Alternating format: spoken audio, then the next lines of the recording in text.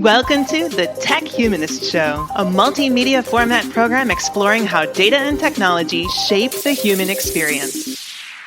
I'm your host, Kate O'Neill. If you're all about money, hire robots, build your factory, become Darth Vader. You'll make a ton of money. You'll have your own galaxy one day. But what a life. Who wants that? You know, it has to be about people. Frederick Marshall is founder and CEO of Quantum Learning, Inc., and a longtime advisor and trainer to organizations including Apple, Pfizer, and Genentech.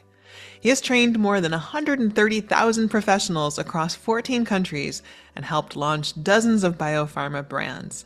His new book, Thrive, The Antidote to Future Shock, offers a practical framework for maintaining clarity, resilience, and human performance in a world reshaped by AI and nonstop change.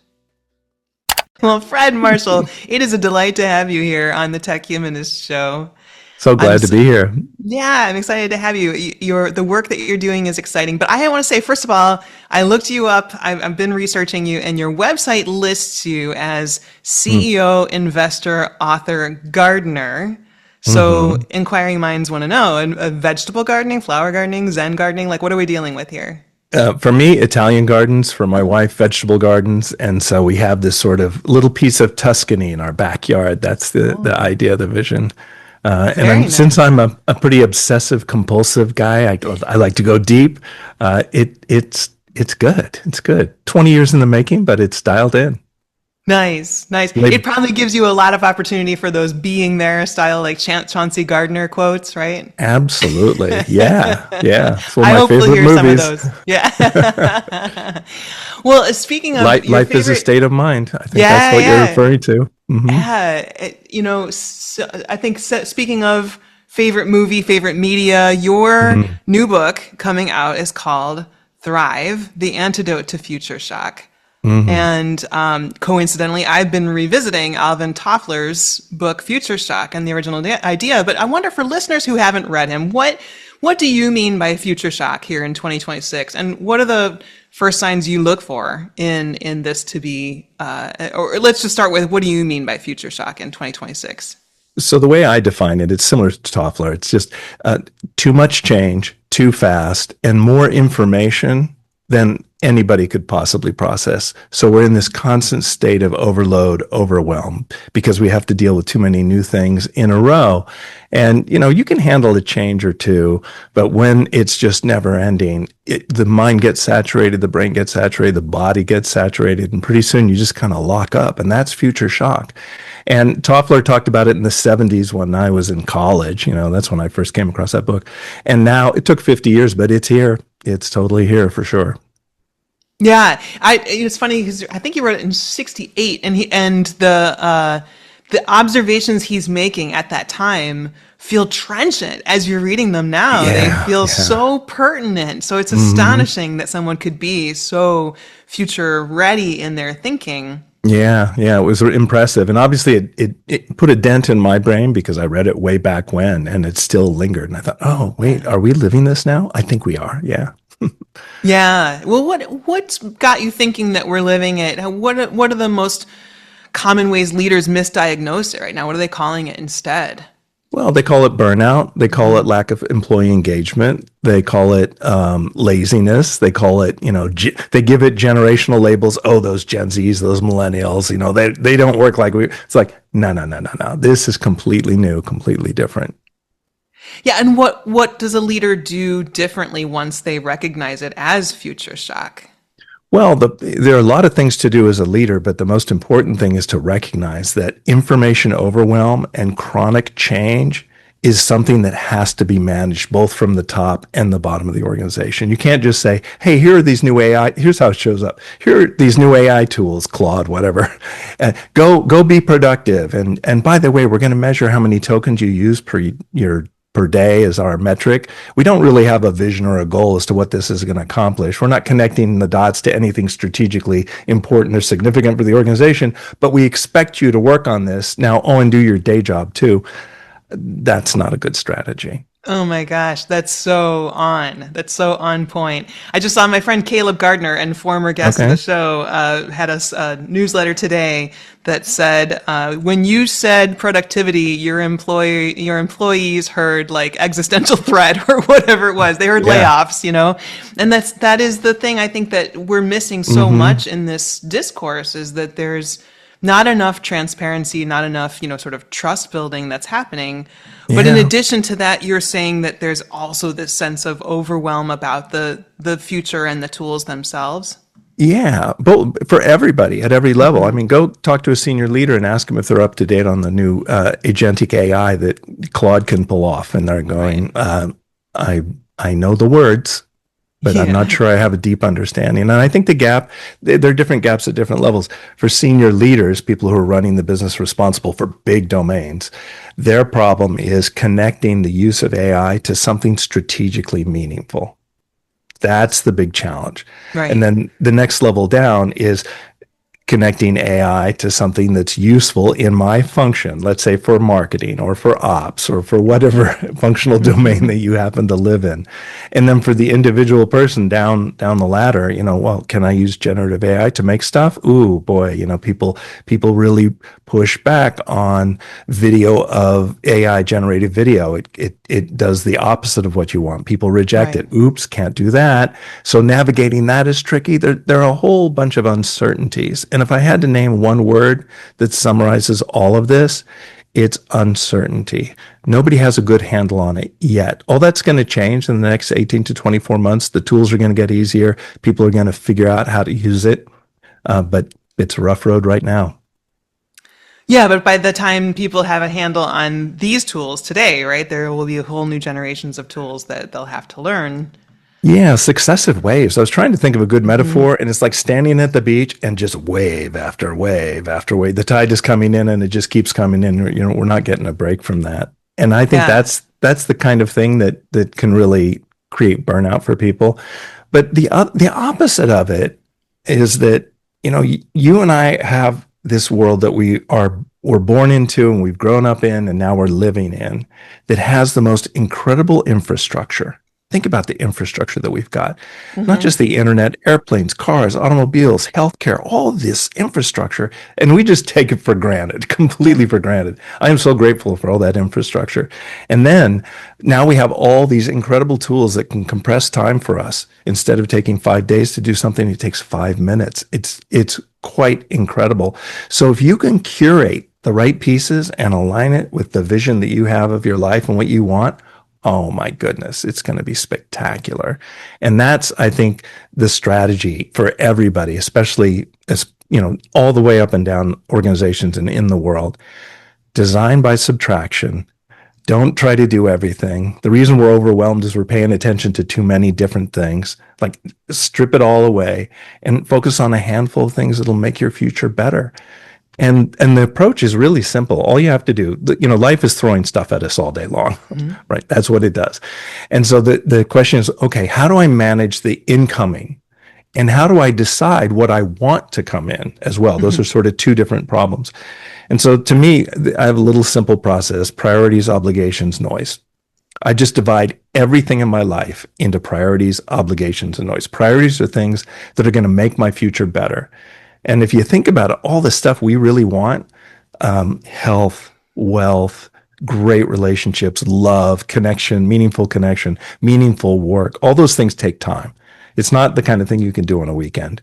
It takes a while to build a great relationship, build a home, get your body where you want it to be.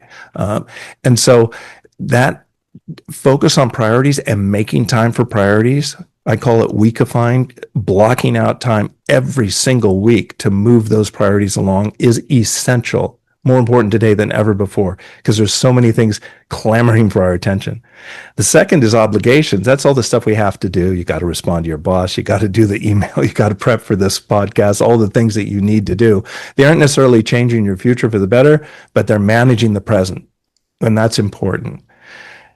If we don't do that well, though, that can fill the frame and take up all the room for the priorities. And then the last is noise.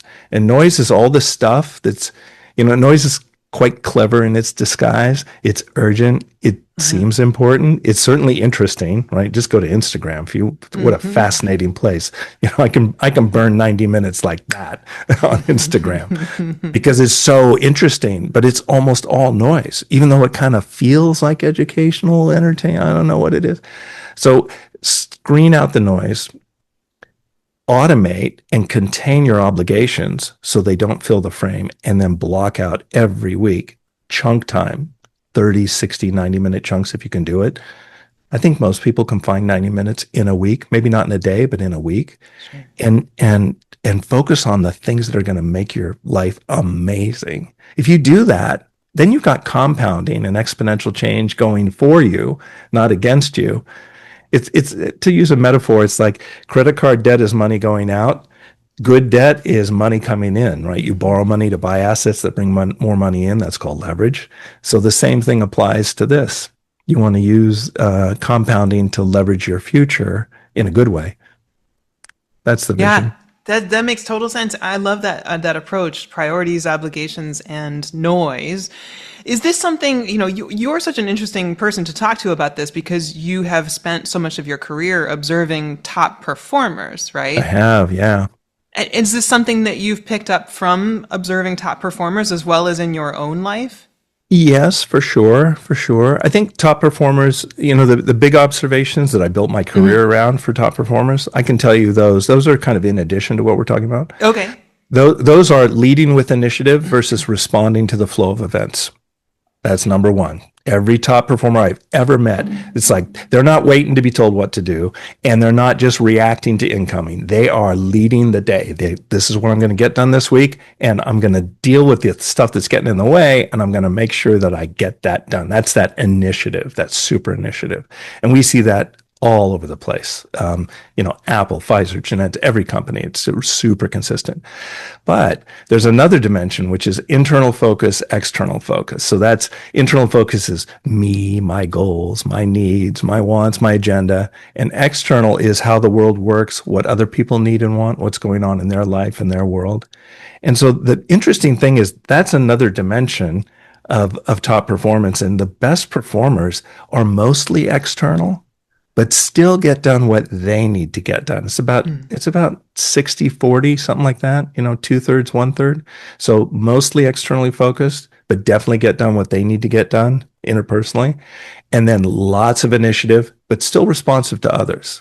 So they're not ignoring the world. They're not in blinders, but they're leading with initiative, mostly externally focused. And that is so consistent. It's super consistent. There's three predictors. The third one is not making assumptions. Like, recognizing, okay, I'm going into this situation. I'm making assumptions about this. Wait a minute. I need to test those assumptions. Make sure I don't get, burned. Oh, that's a good one. I feel like it's a really hard one for many people, for all people to adopt if they don't already have that disposition. How do you think people come by that attribute? Yeah, that's a great question. The challenge with testing assumptions is you could spend all day testing assumptions and not get anything done. There's the challenge. And so this brings us back to Thrive, the antidote to future shock, because if you're out there in the world on autopilot, and we all love autopilot, we call it the flow state. When I'm driving my car, I'm on autopilot. I'm not thinking about anything. My body just drives. I've trained it to drive. It knows how to do everything, and I just go. But when something new comes into my life, I can't use that system one, as Kahneman talked about it in Thinking Fast and Slow, the book. I can't use system one with new stuff because it doesn't work. So I need to fire up system two, which is expensive and clunky and cognitively demanding, right? When you're learning something new, your head hurts after a while. I mean, if it's really new, your head's going to hurt. If it's not that new, then you can, autopilot your way through it. It's really just another version of what you already know. And so bouncing between those two things, we love to default to autopilot, and therefore we love to trust our assumptions are correct and not challenge them. So the mindfulness practice is to ask yourself, okay, is this an autopilot moment? Go. Ooh, this is not an autopilot moment. I need to check my assumptions. I think that's a really just quick litmus test because you don't want to check the assumptions for everything. Yeah, yeah, for sure. Well, so you said this brings us around to Thrive and some of the ideas in it. I'm wondering, what problem were you trying to solve with Thrive that other leadership books miss? Yeah. So the big problem I'm trying to solve with Thrive is how do you thrive in this world today? In the world of future shock, in the world of relentless change, in the world of information overwhelm, in the world where I'm like we were talking before we started, where I'm cognitively just overloaded all the time. I've got all these open loops and I'm emotionally challenged, right? I'm stressed and all this other stuff, which so many people are today. And then a world that's noisy. Yeah. So we forget how noisy our world is. There's so much information that just is wasting our cognitive resources and our emotional resources. And so separating signal from noise is a really important muscle to develop. And I built the book to help people go through this sort of internal journey, external journey, shared journey to develop that muscle, to develop that skill. Where do you see AI entering this picture or any of the automated tools? You've talked about it a little bit in terms of aiding in this journey as opposed to adding to the journey. Yeah, if you don't play it right, it'll add to the noise and the mess right. and the overwhelm for sure. So it's a really fantastic question that you're asking. I love AI for what it's good for, at least right now, and we both know it's developing, it's getting easier and better, and it's going to get better faster because it's in this little loop where it improves itself. That's new. There's never been a precedent. There's never been a technology in human history where the technology makes itself better. That positive loop, it means it's going to go boom. Well, that's cool for us because it's just going to get better. Now, applying it to my life, how do I make sure it doesn't fill up the frame and overwhelm my life and my mind? I think that's where design by subtraction comes in. So really being strategic about where you apply it, not going to this mode of, oh, this is cool, this is fun. I mean, it's nice to do that. Don't get me wrong. It's fun to play around with it. But really saying, where is this going to 10x something I'm doing right now that I could dramatically improve? And so to me, it's back to those three buckets. How could I leverage it to accelerate my priorities? How could I leverage it to manage my obligations? How could I leverage it to weed out the noise? And we already see things like that, like the new iPhone or the new OS that Apple has. It sorts your email into those 4 buckets. I don't know if you've seen that. I love that feature. I go back to Microsoft on my computer and there's no sorting. And I'm going like, why isn't this sorting? It's like, this is such a waste of time. All this What other cruelty is this? What cruelty is this? It's killing me. So that's a glimpse of how we can use AI to radically simplify what we let stream into our lives. And I think this is the other side of it too. Because of the way our neural net, our brain works, what you pay attention to and what you feed your nervous system, you become, and your life, it steers your life in that direction. So being mindful of what you feed your neural net and being mindful of what you develop in your skill sets and capabilities is such a powerful and important thing to do. But AI can help accelerate that. I can learn stuff so fast with AI. I've got a personal tutorial that can, tell me about, protein folding. What is that? And why does it matter for drug design and discovery? You'll get the most beautiful, and do it in a summary at a 6th grade level, please. Because Yeah, right. I'm not, right? Because I'm not deep that way. Yeah. And it'll just do it in the most beautiful way. And it's astonishingly effective. And I go, wow, okay, good.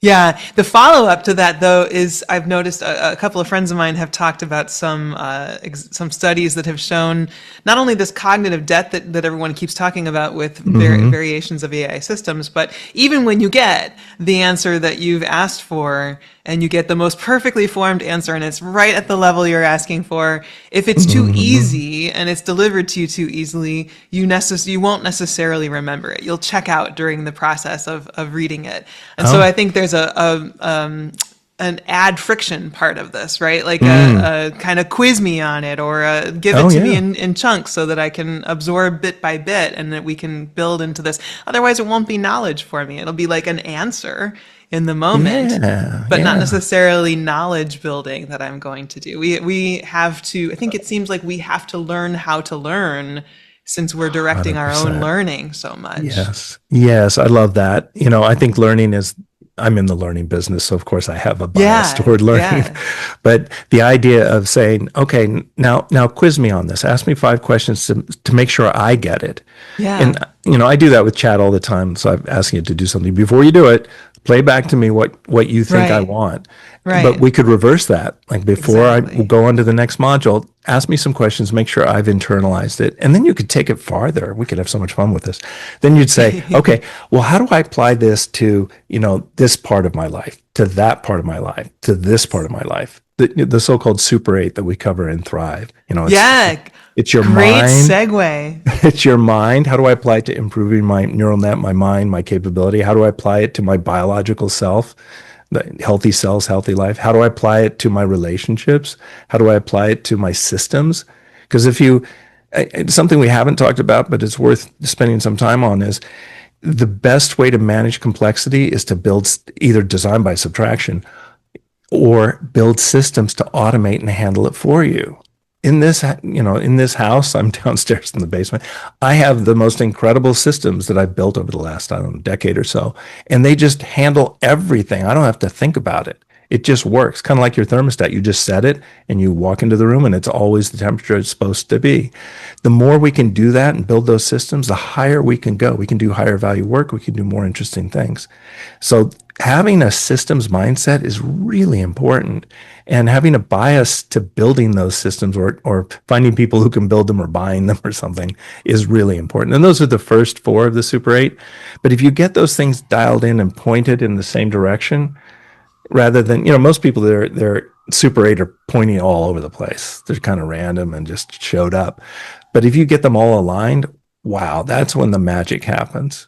And just for fun, the other 8 are the spaces you live in. The Uh-huh. spaces, you have a cool space behind you. I can tell it's like an active space. I see the whiteboard. It's a working space and you've I got love it my dialed in. whiteboard. It's so nice, right? It's like, wait a minute, let me do this up here.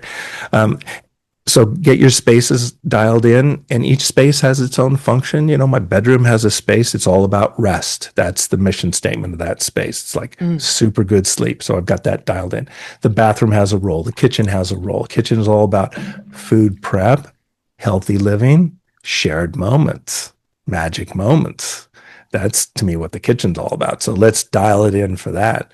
Anyway, then I love mission statement of that space, by the way. I need to call that out as a great articulation of how to think about placemaking within your own home. yeah. I mean, the mission statement of my garden is to let me go zen, Yeah. or to try and experiment. Let me try this flower. Let me try this plant. Let me try this thing. Let me change up the fountain. Let me see if I can get bees and pollinators to come in. What plants would I need to do that? Like right now, if you were to go out in the backyard, the mission statement is to create a self-sustaining ecosystem that Mm. looks like a Renaissance garden from the 15th century. That's the Wow. mission statement. But if you go back there are birds flying. There's so many birds flying around. It's like, whoa, geez, it just nearly hit me. Cardinals, blue jays, doves. My wife counted 23 different kinds of birds out there. No accident. We have all the ingredients that they love: the flowers, the seeds, the water, the protection. Birds are vulnerable to hawks, so they need corridors. All that's in the garden. The insects, yeah, like The everything, insects, right? Yeah. yeah. So we have the system that supports that. When you build your life like an ecosystem where everything's working together, oh, that's when the magic happens. Great analogy. So we've got up to space. You had a few more in the Super 8? Yeah, Yeah. yeah. What else have we Assets got? that make money while you sleep. Trading time for money is good when you're young, but as you get older, you don't want to have to trade your time for money. You want to have assets that make money while you sleep, literally. And so that gives you freedom to choose what you want to do versus having to live your life on the weekends and do work that you kind of hate during the week. That to me is the worst outcome. work that doesn't pay well, that you hate, so you're forced to find only enjoyment on the weekends. Like, Yeah. let's reverse that. I heard an interesting thing for leaders that is relevant for this. This one leader said to me, there's no work-life balance if you love your job. It doesn't matter. You don't even think in terms of work-life balance. I love my Right. work so much. Right. It's my favorite thing to do. How cool is that? Picasso painting, mountain climber. That's the ideal situation. And we can work our way toward there. I understand the reality of economics in the world in Yeah. 2026. Yeah, I mean, it's a privilege to be able to do that, to make that choice. And, there's still going to be some balance, right? You're still going to want to spend time with your family, your kids, whatever, Mm-hmm. and you're still going to want to do things with your community, with your church, whatever that aren't necessarily Yeah, that painting that's like right. Picasso, right? But that's a brilliant goal to sort of set for ourselves, and a great reminder that the making money while you sleep is one of the super eight. What else It do we is. have? So then the next one is really, I call it either magic moments or these shared experiences where you're designing for experiences rather than designing for, I don't know what, productivity. So sometimes the most important thing you can do is nothing. The Italians say dolce far niente, Yeah. right? The sweetness of doing nothing. It's kind of nice to just wander around the backyard. It's like, what are you doing? Nothing. I Absolutely. have absolutely no purpose right now, just to be. Wouldn't that be fantastic? Well, you can do that. You can totally do that. And then the last one is contribution. There's something deeply meaningful about doing work that is contributing to something larger than yourself. I think it's the key to creating meaning in your life. And so, writing Thrive is something that falls into that category. I don't have to do that. I have a wonderful life, wonderful business, and plenty of income. It's not the money, but wouldn't it be cool to touch a lot of lives and help people do what they want to do to live their vision and their dream? How could I empower that? That's contribution, and you can contribute in lots of ways. Yeah, I love that. And I think it's a really important reminder. You may or may not know about me that my obsession is meaning and meaning making. I'm obsessed Oh, with the okay. idea Oh, that wow. meaning is sort of the central human construct. It's Hmm. centrally part of the human experience. So what you're Yeah. talking about completely resonates with me. And I think contribution is an often overlooked, like purpose and intention and that sort of thing are very much part of what you're talking about. But contribution is an overlooked part, I think, of meaning making at a Yeah. grand scale, like at the scale of our Hmm. lives, right? So it's a really good reminder Yeah. for us. Yeah. And it doesn't have to be huge, too. Contribution can be really small. Like maybe on Tuesdays and Thursdays, my granddaughter comes over. I'm contributing to my daughter's happiness, right? She Yes. gets a break. She can focus on the stuff that she needs to focus on, wants to focus on. And I get to hang out with an adorable 3-year-old who is hysterically funny and cracks me up every minute. So, that's it's contribution, but it doesn't have to be, it's not suffering. It's not necessarily sacrifice. And that's kind of the point is it doesn't have to be sacrifice. It can be joyful. It can be fantastic. There's something else too about contribution that's kind of interesting. A couple of things. One is if you're ambitious, and I know a lot of people who are ambitious and they want to do stuff, Mhm. ambition can kind of be a not very nice quality if it's all self oriented. Mhm. And so if you combine ambition with contribution, you get this beautiful balance. And that's, a wonderful thing. And it's also a healthier thing. So I think that's one attribute of contribution that makes it really powerful. It's a great balance if you've got really strong ambition. And then the second thing is you can do it at different levels. You can be Mhm. Taylor Swift and contributing to millions of people and, touring the world, or Reshaping economies as you reshape, go. right? Right. Jumpstart this economy, get their whole ecosystem going again. It's pretty impressive. Yeah. And then at the same time, it can be something small. I'm just going to build this little ecosystem in my backyard where all these birds and all these, we've got foxes and deer wandering around back there, where they're all thriving too. That's just as meaningful. So it doesn't have to be this big thing. It could be just a veggie garden where you have a space over there where the rabbits are allowed to eat the carrots, something like that. You sort of intentionally go, okay, I know the deer are going to take out these bushes. Okay, let them, Nice. plan for it. I love that. I love how zen that is. That's so wonderful.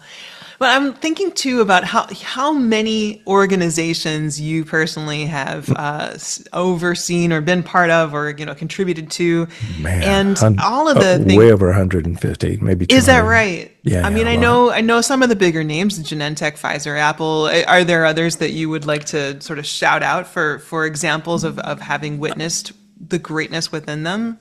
Yeah, well, I mean, IBM back in the day when IBM was a force and everybody knew IBM was like Apple is today.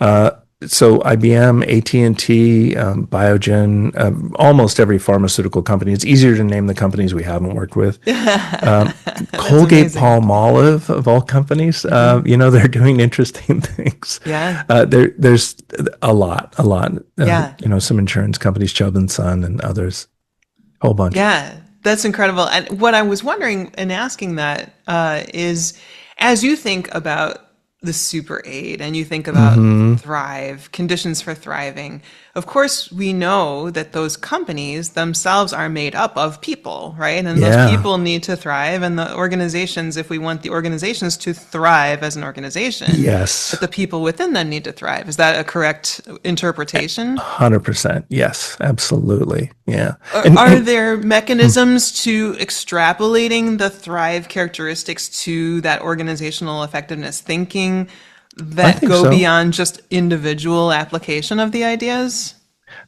I think so. And let me give you some concrete examples. So, Great. in Thrive, we're building a personal ecosystem made of those Super 8 and getting them all dialed in and working together. Well, every successful business that transforms the world builds an ecosystem, not a product.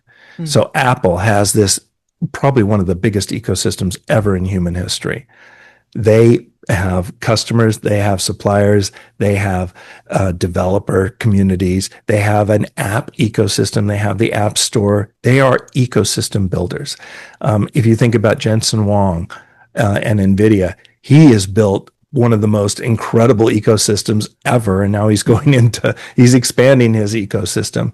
Microsoft built a huge ecosystem. So business is really about building an ecosystem. And there are suppliers, there are customers, there are employees, there are so many different shareholders, there's so many different kinds of stakeholders. And when you get it set up so that everyone is thriving at every level and everybody is winning, the whole ecosystem explodes.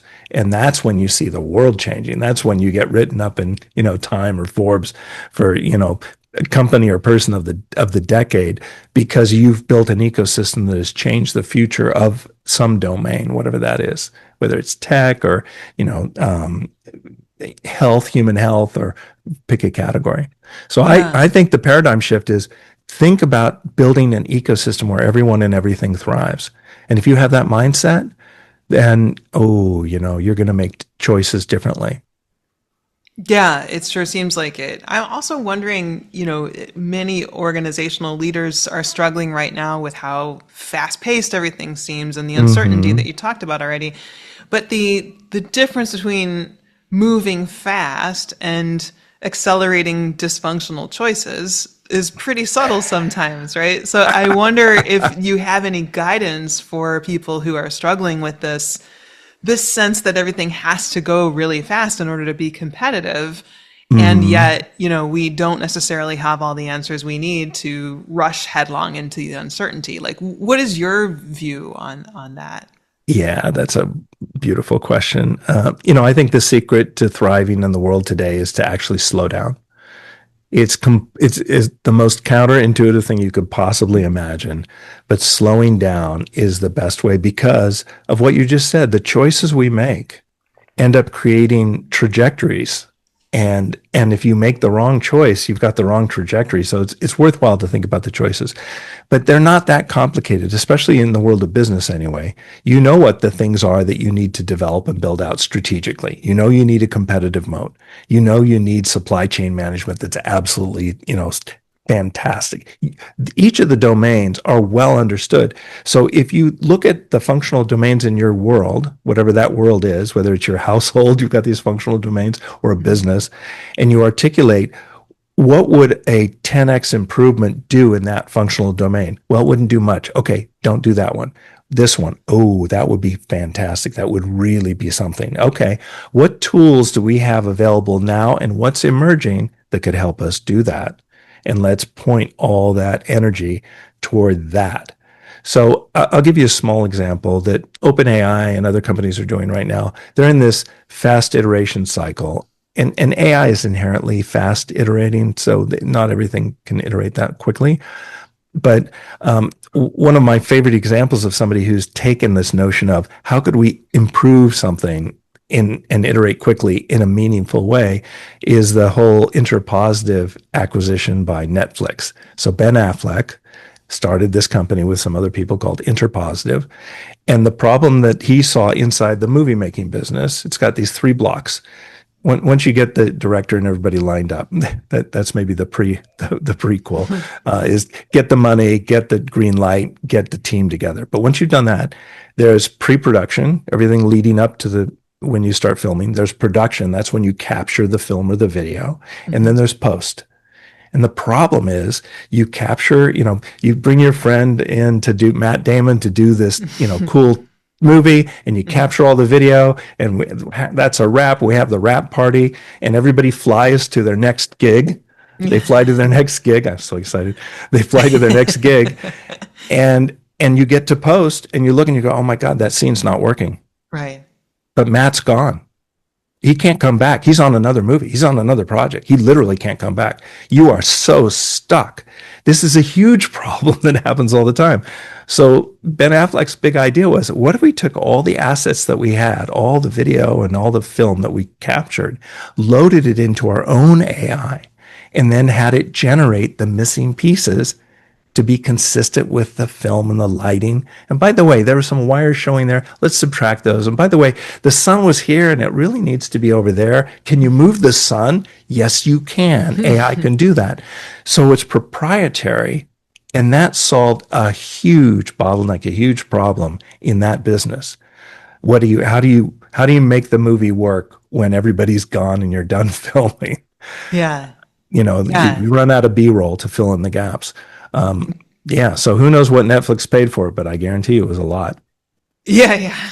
I'm sure we can look into that one, and I have some people I could call and find out. But let me know. I'm curious. That's a great example. I think that's an example, it seems like, of AI, or even just sort of broadening it to the topic of tech being applied in a business context to a particular business problem with constraints around it that are human protective, right? They're not just like willy-nilly. It's not just saying, well, Matt Damon wasn't in this movie, but what if he was, right? Like, it's like we already have Matt's assets here, all the scenes he shot. All we want to do is tweak it ever so slightly or whatever. That seems like a really interesting approach to thinking about a guardrail kind of appropriate use of AI. And I wonder what other kinds of ways you think about responsible AI use for companies, for leaders. What should leaders be thinking about in terms of measurement if they want to know whether AI adoption is improving their effectiveness and the human performance within their organization? Yeah, and let's call out that human protective thing, because I think that's really an important part of it. This is what almost everybody is terrified of right now. And it's just amping up every day. There's another article about jobs are going away because of AI. So I think it gets back to strategy and back to the areas that would transform the success of the business. So one of the things, let's go to Steve Jobs for a minute. Something he did a long time ago, for those of you who saw the first, introduction of the iPhone, here it is. He said that the problem with the existing phones was that the keys are fixed in plastic on those phones, and they're not convenient to the app that wants to use those keys. So you're stuck with them, and that limits what apps you can develop. Let's get rid of the keyboard. Let's get rid of the fixed keys in plastic. Well, they didn't know how to do that. They spent a lot of time and money working on that multi-touch screen. It took many years to figure that out. Once they figured it out, now they could build a multi-touch screen. Now they could build all kinds of apps that allowed the App Store to develop. It opened the door to lots of things. So those are the kinds of visionary breakthrough possibilities that can transform a world. Having the vision to pinpoint what's holding it back. It's the keys fixed in plastic. That's what's holding it back. We want a screen to be whatever it needs to be for the app at hand in the moment. Ooh, okay. How could we solve that? That's the thought process. Do you see Interesting what I mean? Callback to the idea of not bringing your assumptions into a given situation, right? Yeah, yeah. I mean, that was BlackBerry's problem. They said, well, we'll keep the keyboard and have a touch screen. Wrong. Yeah, right. That was so wrong. It cost them the company, right? It cost them their future. Yeah. So I think that's one example that comes up. It requires, Einstein said a long time ago, imagination is more important than knowledge. I had an interesting conversation with Ray Kurzweil a while back. He's the famous futurist. And I was asking him how to do something. He said, well, I like to start with the end and work my way backwards. So I figured this out. What did I do that led to the breakthrough? And that's kind of an interesting imagination process where you're literally, it gets back to filmmaking. I think filmmaking and storyboarding is a very interesting mental simulation / mechanism that you can use to imagine a future and then work backward. Okay, what has to be in place for that to actually occur? What are the building blocks that ladder up to that future? Okay, what are the subcomponents of that building block? And you can use your analytical and creative brain together in combination. And if you don't have that visionary brain, but you're good at the analytical, now get a small team, and now you can have all the brains together. And that actually leads to a third thing that I think is really worth talking about if we have time. Yeah. And that is this, what I'm referring to as human AI symbiosis, where we're working hand in hand. And where this came to me, I was working with ChatGPT on some stuff and really pretty intensively for a while. And I started to get the feeling, when you have a good friend, they can finish your sentence for you because you're so aligned and you can tell what they're thinking and where they're going. I'm going to edit this part. And when you say finish, I'm going to say sandwich. But yes, perfect. I know what you mean. So I started to get that feeling with ChatGPT, like it was anticipating what I wanted next. You know how it always offers up at the end of a chat, would you like to do this next? It was surprisingly spot on. So I started asking it about it, went down this whole rabbit hole with that. But the idea is that when you've got a good friend and you can finish each other's sentences, or you've got a team that works well together, what's the mechanism? And the mechanism is your neural nets have a representation of reality that has a lot of overlap. If I have a vision of the world and you have a vision of the world that's completely different, there's no overlap, it's really hard to communicate. It's really hard to connect. It's really hard to collaborate. But if our mental models of reality have a big overlap because we had shared experiences, let's say we saw the same movies and read the same books, for example, now we've got common ground that we can build from. And so the idea is simple as that. It's not about, plugging your brain into a neural net, some external, neural link kind of thing. It's more like, could I collaborate with AI? Could I use it as a second brain? Could I load it up with all of the stuff that I care about, that I want it to know about for me in my life? And then see it as a partner, not as a tool. Treat it as a partner. Let AI catch up, because it's going to catch up. It's going to get better. And have this partnership with agentic AI getting easier and easier and better and safer, we'll be able to do that in the future. And so I think that's, thinking of AI as a partner and a collaborator in doing things. Now I'm talking about the individual level, can be really, really powerful. Yeah. I know we're running short on time here, and I'm so grateful to you for giving us a little wiggle room on our time we have together. Yeah, no But I have problem. two last questions, and you can treat them as the same if you like. But Okay. if you want to kind of go a different direction with them, that's your choice. But the one question is, what is one belief that you would want leaders to hold about humans in an Hmm. increasingly AI shaped workplace? So there's one Ooh, question. The man. other question Okay. is my usual closing question to my Yeah. guests is, what is it that's giving you hope in this world right now? And it's Okay. possible, it seems to me, that there might be overlap in the way you're thinking about Yeah. that, but Yeah. it might be a different question. So entirely your choice, Fred Marshall. How do you want to go about those I answers? think I'll treat them separately initially and Okay. then see if we could knit them together Okay. as a third step. So, how to think about human beings. Well, human beings are a pain in the neck and the most brilliant thing ever, right? We Yeah. are. We get tired, we get annoyed, we get angry, we get irritated, we don't listen, we do what we want to do versus what we should do. All those things. So humans are a pain in the neck.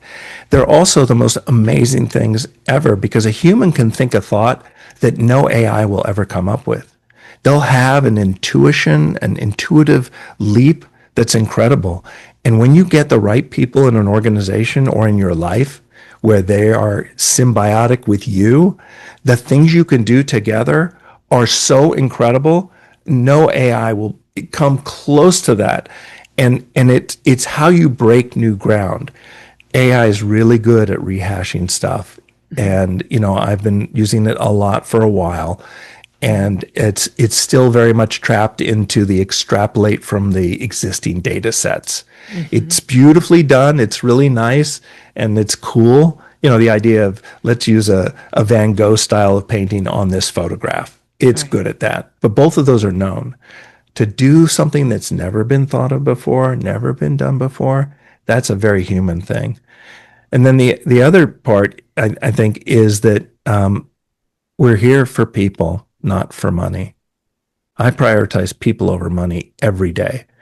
And so, what are you about?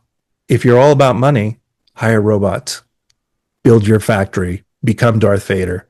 You'll make a ton of money. You'll have your own galaxy one day. But what a life! Who wants that? It has to be about people. I think at the end of the day. Now, why am I hopeful? I'm hopeful because people are the most resourceful things ever in the universe. It's incredible what people do.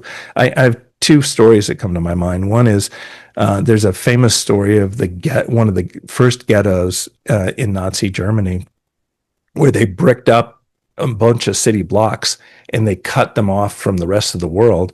And still there was a thriving economy going on inside and trading with the guards. And, I'll give you some cigarettes if you give me some bread. And there was all kinds of stuff happening and thriving was happening in the most horrendous conditions. And I just thought, how resourceful are people, right? You couldn't get a more horrendous situation. And yet people found a way. And that kind of inherent resourcefulness, the way I think about it is